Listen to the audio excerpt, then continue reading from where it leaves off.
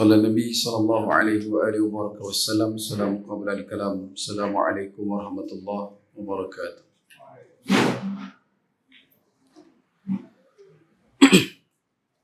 الحمد لله رب العالمين والصلاة والسلام على أشرف الأنبياء والمرسلين وإمام المتقين وعلى آله وأهل بيته وصحبه أجمعين.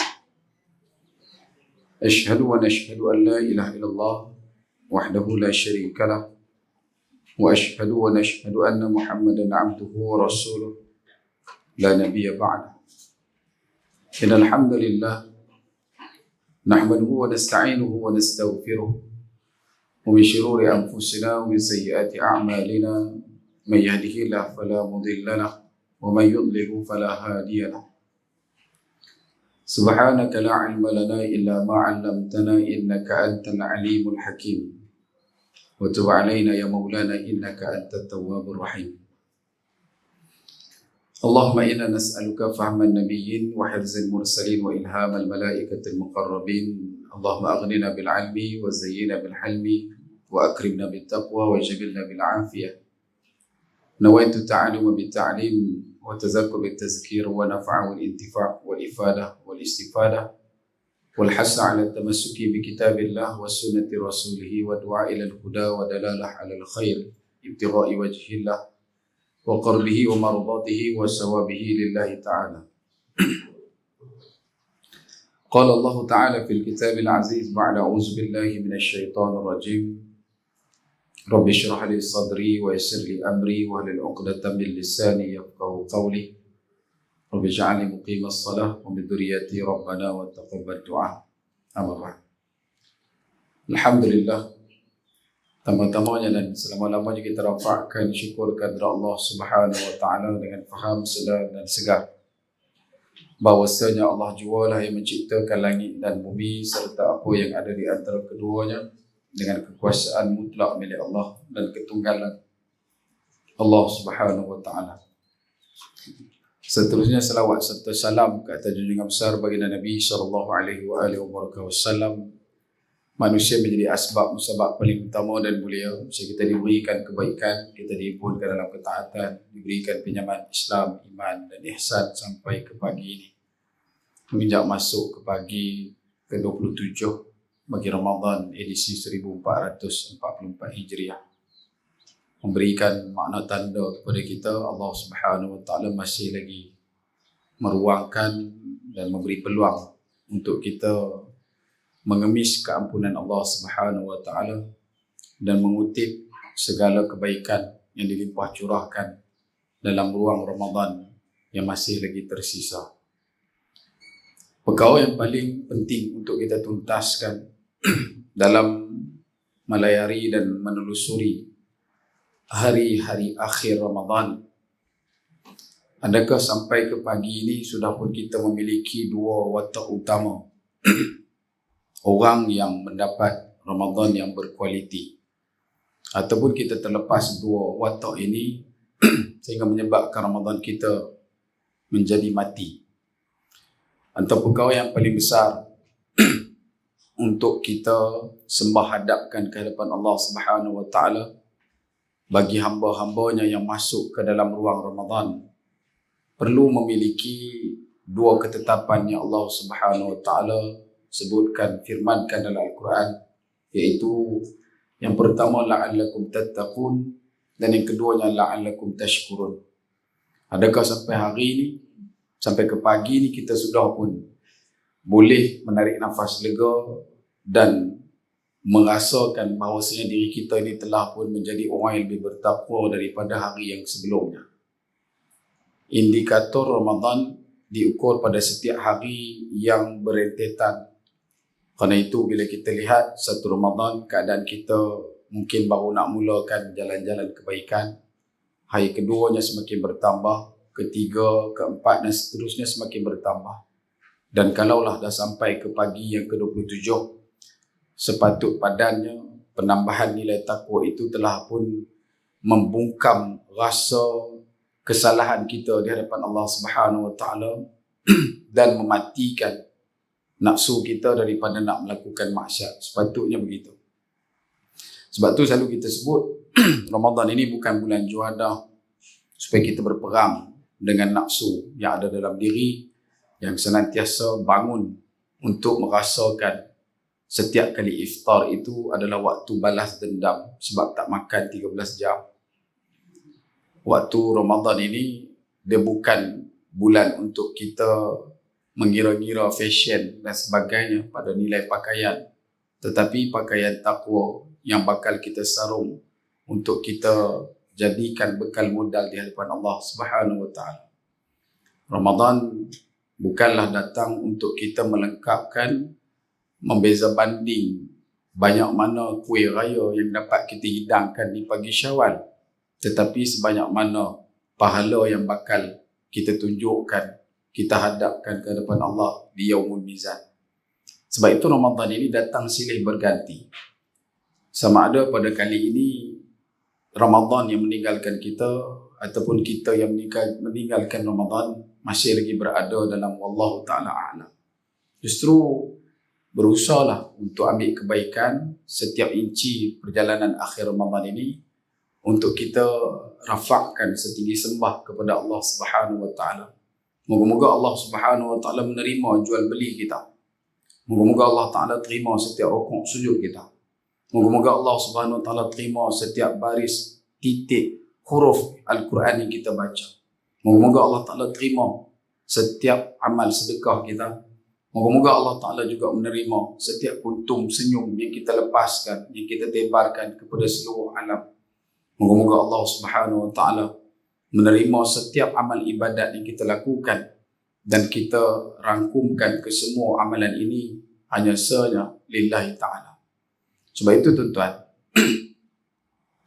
bila kita tengok pada kerangka hujung akhir Ramadan ini, antara benda yang paling besar kita nak kena bagi clear, bagi jelas adalah berusahalah untuk meneruskan saki-baki Ramadan. Bukan lagi menguruskan Syawal yang belum tentu kita miliki. Hari ini Allah Ta'ala bagi kesempatan untuk duduk sampai ke 27 Ramadan. Yang kita pun tahu 27 Ramadan, kata Ubay bin Ka'ab, sehingga dia menyatakan, sumpah wallahi, bagi aku malam Al-Qadar itu berada dalam pengetahuan aku.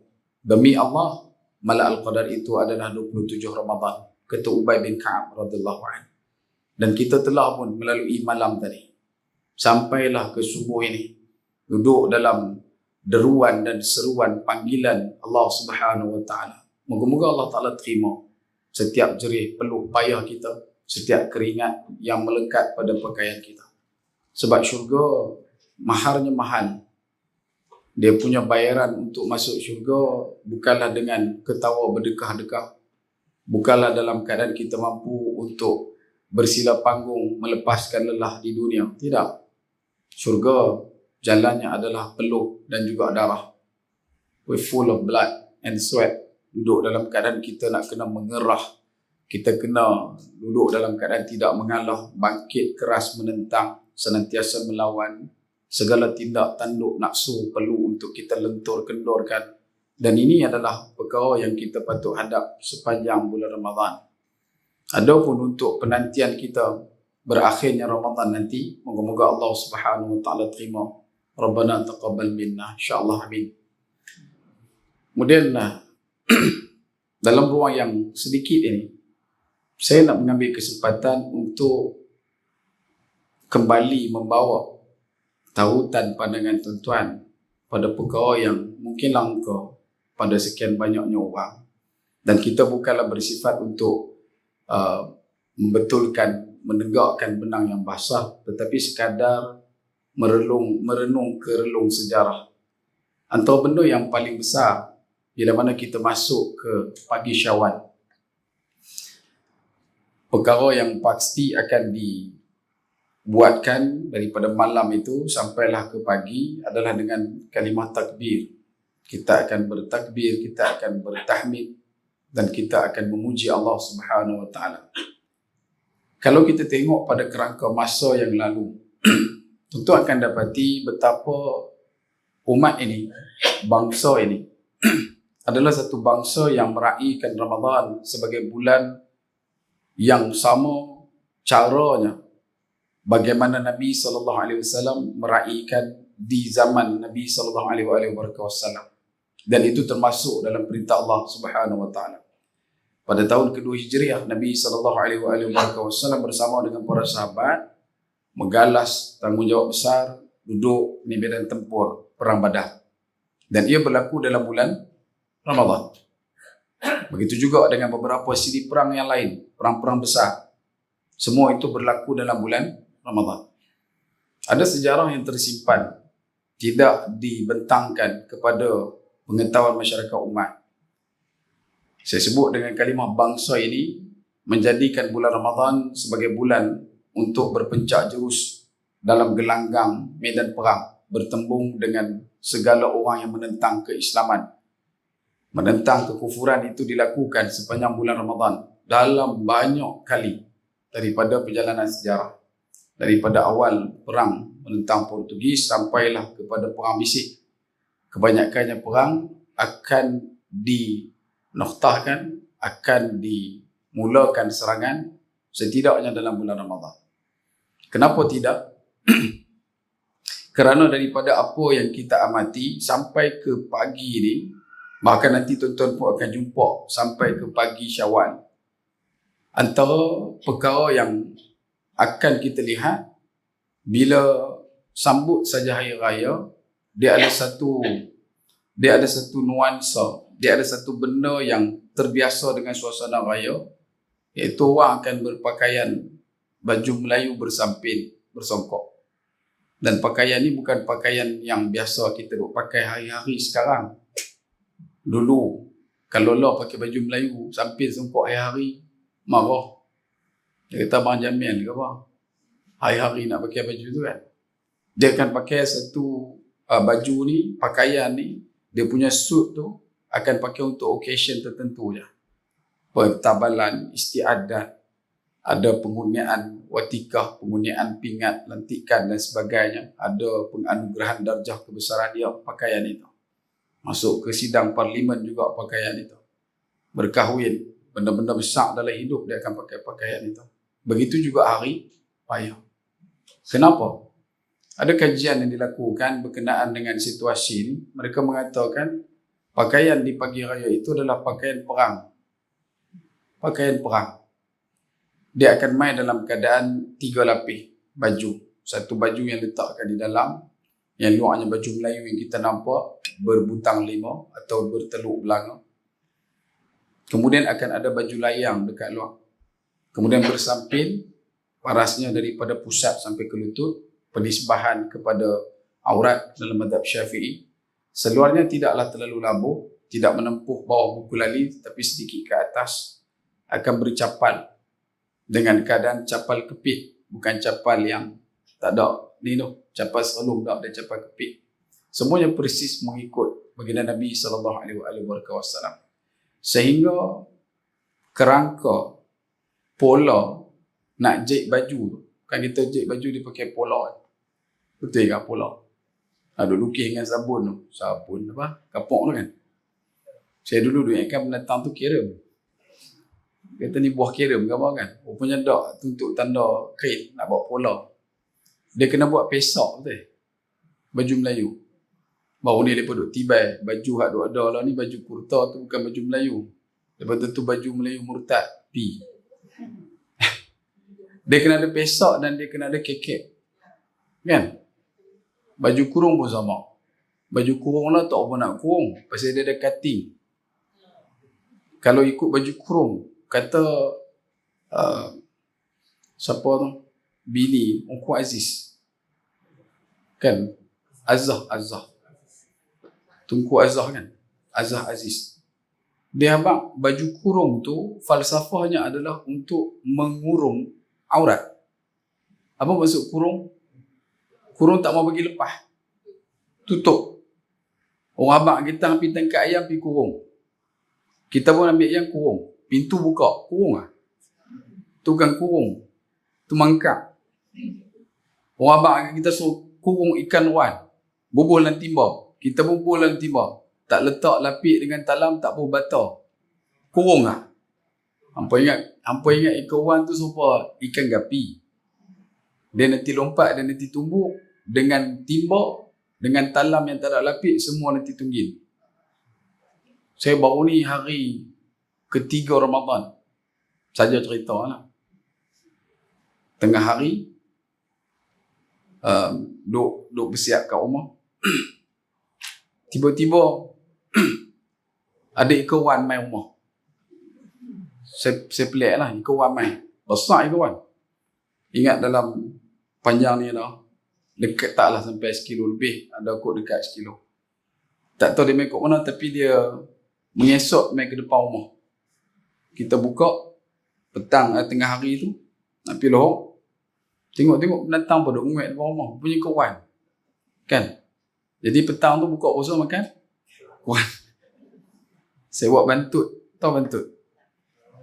Pergi ragas pokok nyok, ambil buah nyok, belah. Lepas tu ambil dia punya nyok tu, bubuh dengan kunyit, buah cabai, bubuh belakang, ambil daun palas, ikat. Besar dia tak, saya tak suka belah dua dia tak main dia punya feel tu. Kena masak zekor. Bila masak zekor, ikan besar. Takkan nak ambil kawah yang tangki Petronas tu. Takkan nak ambil piring Astro besar tu kan. So kena goreng kepala dulu, lepas tu ronyoh dia naik ke atas, goreng ekor pula. Satu kerja. Patutlah dia main tengah hari. Dan lah saya nak masak sampai ke buka puasa tu. Baik. Sebab tu bila sebut kata kurung, baju kurung tu, dia memang baju yang mengurung aurat. Tak mau pergi terlepas. Tapi hari ni, dia jadi satu perkara yang amat menjengkelkan. Saya guna perkataan menjengkelkan bagi saya lah. Kerana dengan sembrononya masyarakat kita hari ini, masyarakat muda madani hari ini, duduk dalam keadaan mengubah nilai yang dibawakan oleh ulama di zaman dulu. Tuan-tuan tahu, nak buat baju pun ikut hukum. Bukan saja. Bukan kata pergi kedai, dia ada gaul-gaul dagu tu, buat macam ni lah. Dah, ditanya kepada ulama nak buat baju macam mana. Hatta baju orang perempuan pun. Tuan-tuan tengok, dia punya kain dia sampai ke mana. Bukan atas pada lutut. Bawah dulu. Kemudian dulu dengan ada shimehnya. Tahu shimeh? Kan? Lah tak ada, tak faham. Lepas kita beritahu shimeh, dia kata badminton tau. Smash. Dan nilai itu ditinggalkan dan akhirnya apa jadi? Kebobrokan dan kebejatan dalam masalah sosial masyarakat. Dan mereka ambil dengan keadaan yang amat-amat membusukkan nama. Baju kurung tidak lagi mengurung aurat. Baju kurung mendedahkan. Dia tidak menutup tetapi membalut aurat. Dan ini yang kita sebutkan. Dan kita bukan penentang fashion-fashion yang berat seperti mana orang bawa kebaya, baju kurung pahang, baju kebarung dan sebagainya, silakan. Cuma yang ketat dilonggarkan, yang singkat dilabuhkan, selesai. Mesti tak boleh nampak bentuk waktunya. Kain dia pula kain kasak, dia bukan kain yang licin. Tu nak pakai pagi raya, baru nak pick up pasal baju. Kalau lah tuan-tuan pergi dekat mana-mana kedai pun, nak cari hak jenis lagu tu tak ada. Paling hak ada old school pun mungkin dia pitak tu baju kedah. Baju kedah tangan 3 suku. Nak pakai baju tu 3 suku. Kalau kita pakai juga 3 suku, tangan dia sampai dekat sini je. Baju orang lelaki, bila sebut kata dia ada pesok kiri kanan. Dia ada 6 kain besar yang melekat di badan. Ada 5 butang utama dekat dada, menunjukkan rukun Islam. Dan cara qiyamnya bukan butang kiri ni duduk atas, hak kanan ni duduk atas. Baju Melayu betul lah. Kan? Macam kita ni pun ni bukan sangat pasal kiri. Dia membiasakan untuk kita qiyam kiri ke atas kanan. Begitu juga kalau kata yang cekak musang, tinggi dia tu dikira, jarak dia daripada satu-satu, dia tak bersambung. Bila sebut kata ada 6 kain besar yang diletakkan di pesok, dia ada 2, kiri ada 2, depan belakang ada 6, rukun iman. Baju Melayu ada 3 pakit. Saya panggil pakit, saya tak panggil poket. Kan? 1 di jantung, 2 di tepi kawasan perut, sama ada dekat dengan pusat ataupun seangkatan dengannya. Nak abang kata ada 3 kerangka utama dalam menyatakan ibadah kita, akidah kita dan juga tasawuf yang mewakili sistem nilai akhlak. Begitu juga dengan kain sampin. Sampin yang dipakai bukan saya nak cerita kata atas lutut nikah dak lagi, bawah lutut nikah ke dak, rapat sampai buku lali jadi dakwah ke apa ke dak. Nak abang kata kain tu bukan hanya diletakkan sekadar satu kain yang biasa menyerikan satu kerangka baju Melayu, tidak, tetapi dia adalah menutup aurat yang sepatutnya. Hang pakai baju dah lah licin, color oren cerah, kan? Lepas tu bila pakai tak bubuh sampin. Ayah Pak Karim. Ayah. Semayang raya pula kat atas. Allah. Sebab tu kalau boleh pakai sampin. Dan sampin tu pula, kalau kata dulu masa kita duk, silat dulu, boleh guna untuk buat sejadah. Boleh guna untuk tukar seluar yang kita pakai tu jadi kain untuk kita solat.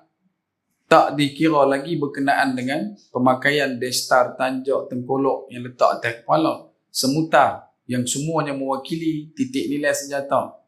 Dan bila kita sebut kata kekik dan pesak tadi pun ambil daripada jubah Nabi SAW. Kalau tuan-tuan buka, tengok balik jubah Nabi yang ada di Istana Topkapi, Turki. Dibentangkan baju mulia baginda Nabi SAW. Di bahagian bawah ketiak dia ada kekik. Kemudian ada pesak pula tepi tu. Dan kita copy paste biji pun dah tu. Tapi hari ni nak cari baju tu, rare. Susah. Kalau ada pun, ada lah. Tapi kalau kata nak ikut passion, tak ada. Pasal lah banyak slim fit. Kan?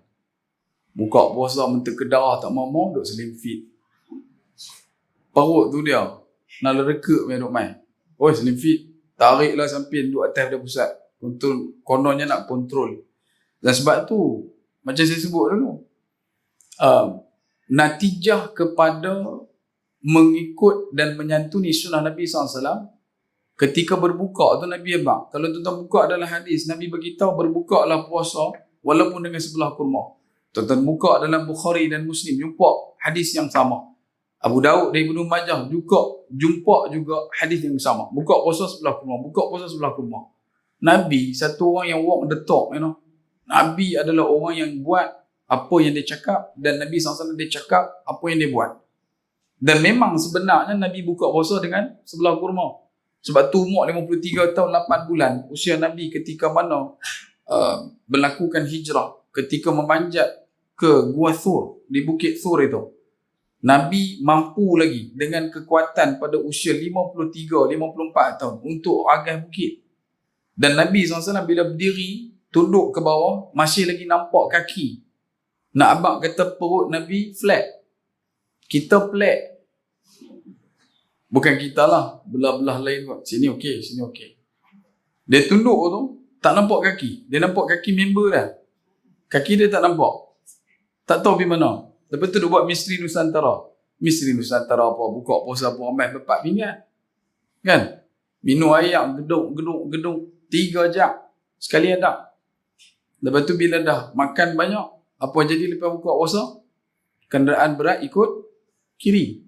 Tak boleh memotong. Tak boleh potong. Lepas tu apa pula jadi? Maghrib dengan Isyak, ikat bungkui tepi. Habis. Sebab tu kerangka berkenaan dengan pembinaan watak hari raya bukan sekadar pada nilai harinya, tetapi persiapan menuju kepada satu penjelmaan nilai tattaqun dan tashkurun kepada Allah. Adakah kamu sudah mengaku sebagai orang bertakwa sedangkan di pagi raya tak mampu untuk menutup aurat? Adakah kamu adalah orang bersyukur, bongkak dengan nikmat yang Allah Ta'ala bagi, pagi raya sanggup untuk mendedahkan aurat kepada orang? Dan ini adalah satu penistaan kepada agama. Kezaliman yang paling zalim adalah bila mana orang yang mengaku beriman kepada Allah melakukan perkara kemaksiatan pada titik-titik tertinggi di hari raya Aidilfitri. Dan ini adalah satu peringatan pada diri saya dan juga tuan-tuan. Kalau boleh semampu mungkin sedaya usaha lipat gandakan kita punya penguasaan untuk secure, untuk menjaga supaya perkara-perkara ini tidak dilakukan oleh waris-waris kita, ahli waris keluarga kita. Tak lakukan benda ni. Usahalah semampu mungkin. Tetapi jangan memaksa. Sedangkan Fir'aun, Allah Subhanahu Wa Taala memerintahkan Nabi Musa dan Nabi Harun pergi kepada dia, cakap dengan baik-baik, lembut-lembut. Takkan kita yang ada orang yang macam ni di kalangan orang yang kita kenal, kita nak tegur supaya macam dia tu lebih teruk daripada Fir'aun. Tegurlah dengan perkataan yang terbaik yang kita boleh guna. Sama juga dengan falsafah dalam nilai pemakanan ketika kita sambut hari raya. Persiapan ni nak masuk kan. Dulu kita dah buat kuih karah, kuih bau dulu. Makmur, dah dulu jarang makmur. Tak apa nak makmur.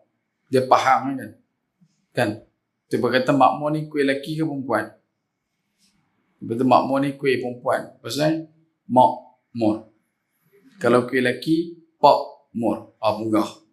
Dia dah buat teka-teki lagu tu punggah kita. Tuan akan jumpa ada makanan rendang, ada serunding, ada dekat situ lembang, ketupat, ada ketupat jawi. Kita panggil nasi impit. Makanan ni adalah makanan perantau. Makanan untuk berjalan jauh. Dia bukan makanan untuk kita duduk di rumah. Pasal makanan ni bila siap masak akan digandingkan, akan dirembiang untuk bawa keluar. Dan benda ni kebanyakannya berlaku di bulan Ramadan. Sebab bangsa ini masuk saja bulan Ramadan adalah bulan perang jihad. Dan mereka bagi tu, bagilah. Tak mengharapkan balik. Kalau balik esok barulah makan pula. Tapi kalau pi tu syahid lah. Dan benda ni sampai terang tu. Bila kita cerita benda ni, orang akan kata lah, habis tu pasal takbir raya kita sedih. Saya suka guna perkataan gandaf. Gandaf kena gandaf. Lord of the Rings. Dia kata tidak semua tangisan itu menunjukkan kesedihan. Tetapi ada tangisan menunjukkan tahap kegembiraan tertinggi. Kalau tuan-tuan tengok balik, kita bawa lagu tu bukan lagu biasa, lagu jiharkah. Lagu dia tinggi. Lagu jiharkah ni lagu tinggi. Itu yang digunakan dalam takbir raya kita. Dan takbir raya kita tu pula adalah takbir raya yang ucapannya adalah ucapan perang. Wahazamal ahzaba wahdah. Ada tu. Dan memang ketika mana duduk dalam perang, itulah takbirnya. Tetapi di medan tak sama macam takbir yang kita alunkan, yang kita lantunkan ketika kita duduk dalam keadaan aman. Bila aman, kita amankan takbir tersebut. Tetapi ketika mana menggelegak, buas, nilai peperangan muncul, maka takbir itu berubah intonasinya. Yang tu je. Bangsa ni bangsa yang cukup kuat dengan amalan peperangan dan juga bangsa yang berjihad. Sebab itu, natijahnya pada hari ini tak ada siapa yang boleh menolak nilai itu.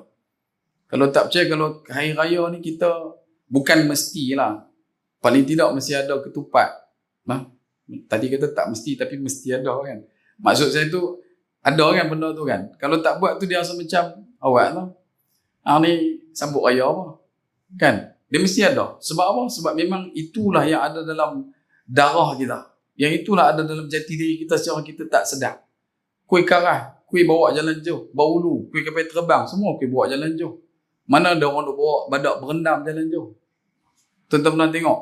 Orang bawa kuih badak berendam. Buat pagi ni tengah hari rosak. Ataupun bawa tepung talam. Nak pergi jalan 4 hari bawa tepung talam. Taubatlah tak bawa. Kau sini memang pagi raya makan tepung talam. Jarang jumpa boleh. Ataupun makan kuih kuih lapis tu. Tak ada tepung bungkus dah. Tak ada kuih-kuih cepat rosak kita tak buat pagi raya untuk sambut raya. Sebab dia memang untuk berjalan jauh. Begitu juga dengan satu benda yang jarang diutarakan. Tetapi ini berdiri pada titik yang tidak sama dengan pengamalan hari ini.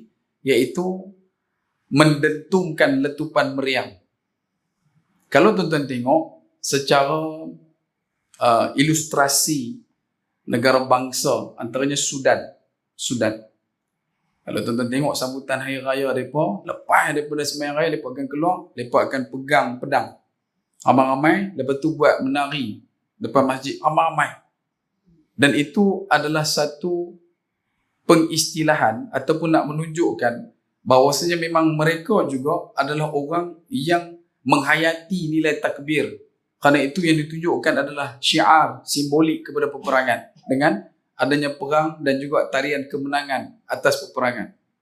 Untuk tanah ni, kita menggunakan dentuman dan juga letupan meriam masih lagi berbaki di beberapa negara di bahagian selatan yang menerima kesan daripada peperangan daripada 3 batalion tentera kufar, Portugis, Belanda dan juga Inggeris, sekitar negeri Selangor sampai ke Johor. Kalau tuan-tuan perasan lah, ada kawan-kawan kita daripada keturunan Banjar dan Jawa, mereka akan kepuh pokok nyok, mereka buat meriam. Pernah tengok? Pokok nyok mereka belah 2, mereka akan buat lubang tengah tu, lepas tu mereka akan kepuh, mereka akan satukan balik, mereka akan ikat, kemudian mereka akan buat meriam. Bila bulan Ramadan, mereka akan guna untuk bagi tahu masuk waktu buka puasa lah. Bila dekat dengan raya, memang dentuman ni akan berterusan. Sebab nak abang kata, kemenangan. Mengambil daripada istilah jihad yang sudah terbiasa dilakukan oleh masyarakat umat ini daripada waktu awal Islam terima di tanah ini sampailah kita berjaya untuk menentang penjajahan. Dan kaedahnya begitu. Kalau belah kita ni mungkin sampai lekat meriam buluh gitu lah. Meriam kabat kan. Apa nama, meriam tin tu je. Jarang sangat jumpa pokok nyok lah. Tapi tidak saya nak katakan di sini mesti main tak. Masalah bila main meriam dengan mendentumkan meriam itu beza. Dia ada tata susila dia ada kaedah dia ada cara dia punya kiraan tertentu. Sama juga dengan beduk malam raya. Macam mana kita duk dengar pukulan itu bukan pukulan yang biasa-biasa. Dia ada kiraan pada titik-titik kemenangan yang dicapai. Dia ada gerak langkah, jurus ketika berpencak dalam gelanggang. Sebab tu bunyi yang dimekarkan, bunyi yang dilakarkan adalah bunyi yang something special. Dan benda ni semuanya berkisar pada kerangka Ramadan menuju ke Syawal.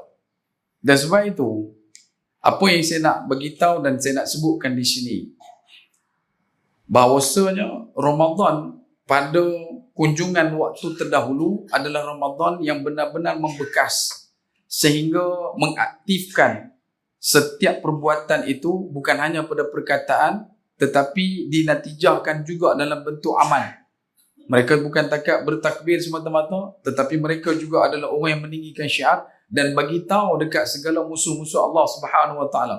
Dalam bulan Ramadan pun kami mampu untuk meneruskan kehidupan. Dalam bulan Ramadan pun kami masih lagi mampu untuk capai kemenangan. Dalam bulan Ramadan pun kami masih lagi mampu untuk meraih keampunan daripada Allah Subhanahu Wa Taala. Sebab tu bila mai dalam nilai iftar, tentu akan jumpa ada 3 kerangka utama. Dia ada iftar, daripada iftar dia ada fitrah, kemudian dia ada fatar. Kalau kita sebut kata iftar, ialah buka puasa. Bahasa Arab iftar juga maksud berbuka. Tapi kalau bahasa Inggeris dia panggil breakfast. Betul? Bahasa Inggeris breakfast kan. Kalau break ni patah. Dia patah, belah dan sebagainya itu adalah break. Rupanya dia bukan ambil perkataan iftar itu. Breakfast ni dia ambil pada kalimah fatara. Dalam bacaan doa iftitah. Ingat doa iftitah. Kita baca fataras samawa, penciptaan langit dan bumi dimulakan dalam keadaan difatar, dipisahkan. Langit dan bumi asalnya bercantum kata Allah. Kemudian dipisahkan. Penciptaan langit dan bumi caranya adalah fatara. Pecah, pisah. Dalam bahasa break. Boleh faham? Sebab tu bila kita dapat nilai fitrah, maksudnya kita membuka lembaran baru dan kita mematahkan nafsu yang ada dalam diri. Kalau kita tengok pada fatar, penciptaan tumbuh-tumbuhan kata Allah, benih itu terbelah, maka muncul kehidupan. Betul? Benih kan, biji, dia akan fatar, kemudian barulah dia keluar, dia punya tunas akan mula meninggi. Begitu juga dengan manusia. Dalam kalimah fatar, kita akan perlu untuk keluar pada belahan, barulah akan ada kehidupan. Begitu juga dalam penciptaan yang disebutkan fataras samawati wal ard. Dan sebab itu nilainya agak dekat.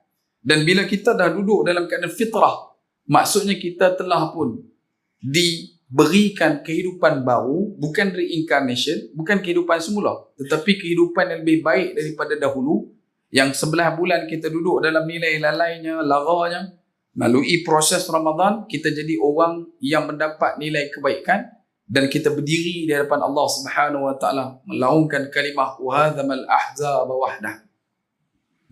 Sesungguhnya Allah jualah yang memberikan bantuan pertolongan untuk kita berjaya merempuh dan menempuh segala tekanan yang dilakukan oleh nafsu ke atas kita. Dan sebab itu kita sambutan hari raya dengan kalimah Aid Fitr, Aidil Fitri, iaitu kembali menjadi baru, buka. Sebab tu bila sebut balik kata benda ni tuan-tuan, atau perkara yang perlu untuk kita sematkan di dalam diri, jangan lepaskan peluang untuk terus bermohon faham daripada Allah Subhanahu wa taala. Allah Al-Fatah Futuhul Arifin. Moga Allah Taala buka kearifan kepada kita untuk memahami konsep dasawarsa, nilai kebaikan Ramadan yang Allah Taala pinjamkan sebentar cuma kepada kita. Dan seperti mana yang kita sebutkan selalu, jadikanlah setiap Ramadan yang kita lalui itu sebagai Ramadan yang terakhir. Sebab memang dia tak akan berulang. Ni pagi Ramadan, 27 Ramadan ni, habis lagi ni, habis lah. Tak ada dah pagi ni. Masuk tengah hari 27 Ramadan ni, habis lah. Tuan-tuan tak boleh ulang lah. Sebab dia tak main dalam bentuk kopi ori. Dia tak ada spare part. Dia tak ada triple A. Dia tak ada kopi-kopi. Dia main ni. Terlepas yang ni, terlepas. Sebab tu dalam riwayat Abu Daud dan juga Ibnu Majah kata Nabi SAW, barang siapa yang meninggalkan puasa dalam bulan Ramadan dengan sengaja, bukan sebab jalan jauh, bukan sebab sakit, dan dia menggunakan seluruh hidup dia untuk ganti puasa tu, takkan boleh sama. 1 inci pun tak boleh sama. Sebab bukan senilai harganya. Begitu juga dalam zakat fitrah. Ada satu kisah yang disabitkan. Ada satu orang dia tertinggal. Dia bukan tertinggal, dia terlupa nak bayar zakat fitrah. Bila dia terlupa bayar zakat fitrah, akhirnya apa dia buat? Dia jual unta dia yang paling tembul.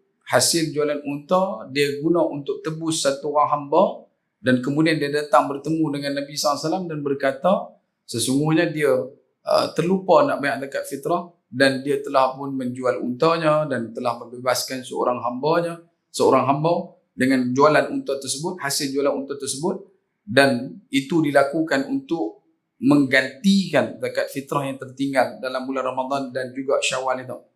Maka kata Nabi SAW, bala, bahkan kalau engkau membebaskan 100 orang hamba sekalipun untuk menjadi galang ganti sama macam mana zakat fitrah yang kau tinggalkan bulan Ramadan, takkan boleh sama. Sebab tu tuan-tuan, peringatan juga pada diri saya dan juga tuan-tuan yang mana masih belum bayar zakat fitrah, tolong bayar. Nah, zakat fitrah tak mahal mana. Tengok-tengok muka sini ni jenis makan basmati 21 ringgit. Kan, meleleh depan tu lah. Nasi kandang 12 ringgit pun boleh makan sepinggan, dekat ni tak boleh bayar. Kalau asal makan beras import special 5% hancur, bayar 13 ringgit Pulau Pinang. Kan, Pulau Pinang kalau kata beras tempatan 7 ringgit. Kan, so kalau kata kita sempat untuk bayar zakat fitrah, bayar. Dan selalu juga saya pesan benda ni, kalau boleh bayar, bayar. Bukan kata saya menentang afdal bayar malam raya. Kalau tuan-tuan rasa boleh hidup sampai malam raya, tak apa lah, okey. No hal. Tapi kalau rasa tak tahu dan kedok maka kita cepat-cepatlah bayar. Lah boleh online. Kan? Online boleh bayar kalau kata nak bayar. Tapi kalau kata nak dapatkan feel tu, dia kena shake hand. Pilah jumpa amil-amil yang kutip tu untuk kita bayar zakat fitrah. Dan ia hanya akan berlaku, sah laku sepanjang Ramadan sehingga sebelum terbenam matahari 1 Syawal. Dan seeloknya sebelum angkat takbir salat sunat Aidil Fitri. Dan kalau boleh, tolong ingatkan mana-mana orang yang tidak bayar zakat fitrah sebab ganjarannya besar. Tambah-tambah kalau kita buat dalam bulan Ramadan. Sebab itu tuan-tuan, antara benda yang terakhir yang saya nak kongsikan, bila mana pagi Syawal kita akan terbiasa dengan salam bersalaman. Bila tanya dalil tentang mana? Bersalam, itu lagu ayah tu. Bersalam-salaman, bermaaf-maafan kan. Padahal dalam Islam kita menganjurkan untuk sentiasa musafahah, bersalam-salaman setiap waktu, terutamanya bulan Ramadan.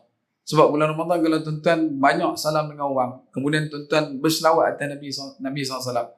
Dalam satu hadis Nabi kata masuk syurga. Bukan dekat ampun dosa masuk syurga.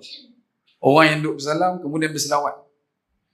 Allah salli ala Sayyidina Muhammad. Sambil salam tu. Kalau rasa tak erti, buka Gamak Piramli. Memang banyak kali dia tunjuk contoh. Kan? Menyirap dia. Kan? Dah lepas lah. Pak Long tu duduk salam 3-4 kali. Allah Muhammad. Kalau kata nak tengok contoh lah. Kalau rasa boleh, salamlah sepanjang bulan Ramadan. Bunuh segala hasad dengki yang masih lagi beraja di hati. Jangan pernah tinggalkan sedikit pun saki maupun baki. Kerana ia akan menjadi dosa dan daki, melekat dan menetap di hati sehingga kita akhirnya jauh daripada syurga abadi. Tetapi akan kekal dalam neraka yang panas sekali. Sebab itu kena faham. Jangan duduk dalam keadaan kita berpatah arang dengan nilai takwa kepada Allah Subhanahu Wa Taala. Sebab tu bila kita sebut awal tadi, masuk dalam bab takwa, you just have two kind of be. Bahasa Inggeris lah, kan? Boleh kan ni? Dengan izin yang dibetul. First, when you talk about tattaqun, you have to believe, and the second one, you have to behave. Dua benda ni kena ada. Kalau dah kita mula percaya, maka kita kena jaga-jaga, behave. Jangan kita dah kata aku nak jadi orang takwa tapi tak mau ikut apa yang Allah Ta'ala suruh. Tinggalkan apa yang Allah Ta'ala perintah dan lakukan pula benda yang Allah Ta'ala larang. Jangan. Sebab tu selalu saya pesan dekat orang baru masuk Islam. Bila mereka masuk Islam, saya selalu akan sebut, nak jadi orang Islam ni senang. Cukup senang. La ilaha illallah Muhammad Rasulullah. Tapi nak kekal momentum dengan nilai motivasi itu, dengan nilai hidayah yang menggugah itu, pada kerangka pembinaan watak iman tertinggi di depan Allah. Ini adalah mujahadah. Susah. Nak jadi orang Islam senang. Tapi nak kekal keislaman itu, nak kekal keimanan itu, nak kekal keihsanan itu, susah tuan-tuan. Tetapi beruntunglah bagi orang yang pernah menghirup nilai-nilai kebaikan iman, Islam dan ihsan dan berterusan nilainya. Sehingga dia mendapat nilai kebaikan di sisi Allah Subhanahu Wa Taala. Jadi, walaupun kita ini tidak lagi bertemu dengan Al-Qadar, jangan risau. Kita pasti akan bertemu dengan Al-Qadir. Jangan kita risau kalau Al-Qadar bukan milik kita, kerana kita sememangnya milik Al-Qadir. Satu ketika, Syekh Abdul Qadir Al-Jilani, dia berjalan di Baghdad. Dalam dia berjalan tersebut, dia bertemu dengan satu orang lelaki yang dikenal sebagai seorang pemabuk, drunkard, homeless, gelandangan. Dan ketika berselisih dengan Syekh Abdul Qadir Al-Jilani, lelaki yang mabuk ini melihat ke arah Syekh dan berkata, Abdul Qadir, Qadir ghair am Qadir, am ghair Qadir. Wahai Abdul Qadir, adakah dia boleh ataupun dia tak boleh? Qadir am ghair Qadir. Maka Syekh Abdul Qadir Jalani tengok pemabuk itu dan dia kata, Qadir, dia boleh. Kemudian panggil lagi, Ya Qadir, Qadir am ghair Qadir. Adakah dia boleh ataupun dia tak boleh? Maka Syekh Abdul Qadir Jilani beritahu dekat lelaki tersebut, dia boleh. Kemudian kali ketiga, lelaki itu berkata lagi, Ya Abdul Qadir, Qadir am ghair Qadir. Dan soalan ketiga itu, Syekh Abdul Qadir Jilani melihat sambil menundukkan kepala dan menitiskan air mata. Di saat itu anak-anak murid yang bersama dengan dia mula datang menerpa ke arah Syekh Abdul Qadir Jilani dan bertanya kepada Syekh Abdul Qadir Jilani. Lelaki tadi yang bertanya sudah pun pergi berlalu. Maka Syekh Abdul Qadir ditanya oleh anak muridnya, kenapa kau menangis wahai Syekh? Ada apa dengan persoalan daripada lelaki mabuk itu? Maka Syekh Abdul Qadir Jilani kata, kali pertama dia tanya dekat aku, wahai Abdul Qadir, adakah Allah Al-Qadir itu boleh mengubah aku daripada kedudukan seperti ini, pemabuk, gelandangan, menjadi orang yang lebih baik? Maka jawab Syekh Abdul Qadir, boleh. Allah Maha boleh. Kemudian soalan kedua kata Syekh Abdul Qadir, ditanya oleh pemabuk ini, adakah Allah mampu untuk menjadikan aku waliullah instantaneously? Maksudnya boleh tak dia tukarkan aku jadi wali Allah dengan dalam keadaan segera, sekelip mata? Maka Syekh Abdul Qadir kata, boleh. Mesti boleh. Sebab Allah mampu untuk mengubah bila-bila. Dan kemudian soalan ketiga yang menyebabkan Syekh Abdul Qadir menangis. Syekh Abdul Qadir mengatakan lelaki ini berkata kepada dia, Ya Abdul Qadir, Qadir am ghair Qadir? Adakah Allah boleh ataupun Allah tidak boleh? Maka jawab Syekh Abdul Qadir boleh. Dan soalannya adalah, kata lelaki pemabuk itu, adakah Allah boleh menukarkan kedudukan aku untuk aku duduk di tempat kamu? Dan adakah boleh Allah menukarkan kamu untuk duduk di tempat aku?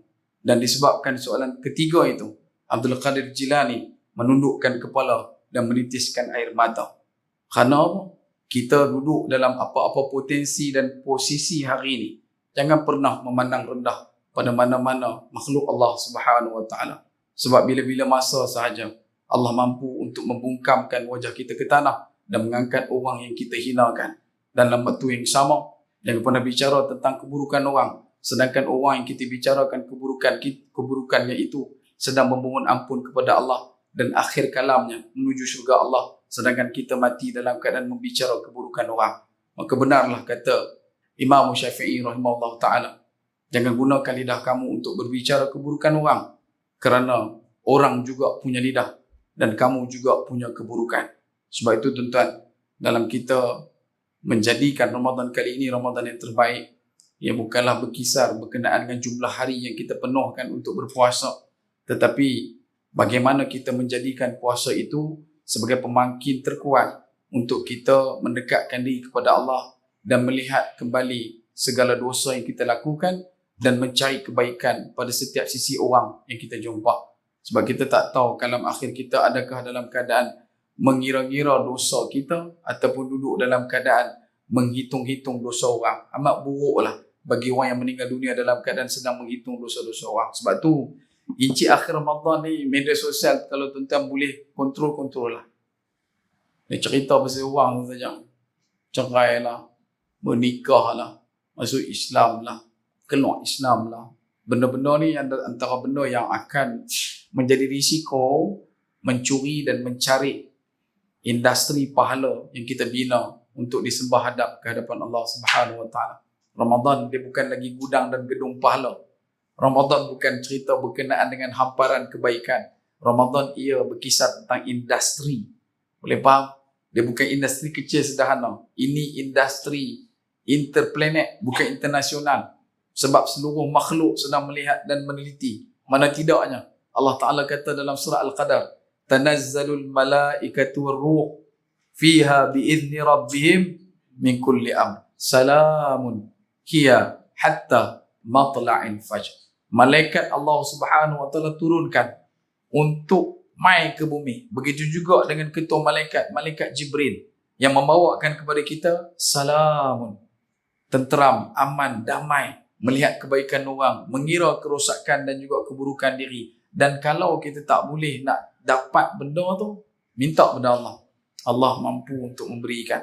Kita saja yang jangan duk menjanjikan kepada orang untuk memberikan ketenteraman. Sebab ketenteraman itu milik As-Salam yang kudus. Dan sebab itu tuan-tuan, dekat tu dulu perkongsian. Jadikanlah hidup kita ni mudah untuk memberi, kerana kita juga adalah bukti pemberian Allah. Macam mana kita ni mengaku sebagai orang yang menerima pemberian Allah tetapi tak berani untuk memberi pemberian kepada orang, maka amat rugi. Jadilah orang yang senantiasa mendoakan kebaikan pada setiap mata yang kita pandang, setiap tubuh yang kita tengok. Moga-moga mereka bakal menjadi penghuni syurga Allah Subhanahu Wa Taala. Titikkan segala perkara-perkara yang maksiat dan sebagainya supaya tidak lagi bersambung. Jangan komakan dosa dan noda yang kita pernah lakukan, tapi terus titikkan, noktahkan supaya tidak lagi kita lakukan. Ambillah satu kebaikan dalam Ramadan kali ini. Moga-moga dia menjadi satu junnah, perisai untuk kita menyambung perjalanan kita 11 bulan mendatang, yang pastinya yang kita boleh beritahu amat ganas, lebih agresif. Ni Syawal habis raya pertama, tuan-tuan masuk raya kedua tu, hari kedua Syawal tu puasa. Kalau boleh puasa, kan? Buat rapat sampai 6 hari kalau boleh. Kalau kata main hujung bulan tu kita dah tak ada lah. Ni baki ada lagi 8 hari, kita pun kata Alhamdulillah puasa 6 pun tinggal 6 hari je. Memang tak puasa lagi ya maknanya. Kan? Sebab tu kalau boleh, usahalah. Bawa nilai Ramadan itu untuk diteruskan dalam bulan-bulan Quran. Jangan tinggal sedekah, jangan tinggal solat, keluarkan. Yang masih lagi boleh untuk kita teruskan, witir dan sebagainya, teruskan. Yang tak boleh cuma berpisah dengan tarawih, buat sementara waktu. Sehingga kita berjumpa balik dengan Ramadan yang akan datang. Dan akhir kalam, pantun yang pernah kita sebut baru ni, bulan cerah, hilanglah gelap, bolehlah Tuhan turun ke payang. Kalau ada salah dan silap, bolehlah Tuhan maafkan saya. Kalau ada kekasaran bahasa tu bicara terlajak kata terasa di mana-mana, saya minta maaf banyak-banyak. Daripada ujung rambut sampai ujung nyawa, dari jauh menjunjung duli, dari dekat menjunjung sembah, mohon maaf sudah diberi. Kalau ada silap dan salah, kalau ada kebaikan, mohon tolong sebar-lebarkan. Kalau ada keburukan, mohon tolong jauhkan. Bak kata pepatah, sedap makan dikunyah-kunyah, sedap kata diulang-ulang. Akhir kalam, sekecil-kecil ikan pasti ada isinya, sebesar-besar ikan pasti ada tulangnya. Dan moga-moga Allah Ta'ala sempatkan kita untuk menghabiskan bulan Ramadan. InsyaAllah moga-moga kita mendapat kebaikan sepanjang Ramadan ini untuk diteruskan. Aku liqawli hadha. Astaghfirullahaladzim wa lakum wa lisairil muslimina wal muslimat wal mu'minina wal mu'minat fastaghfiruh fayafudhal mustaghfirin. Wassalamualaikum warahmatullahi wabarakatuh. Wallahu ta'ala a'lam.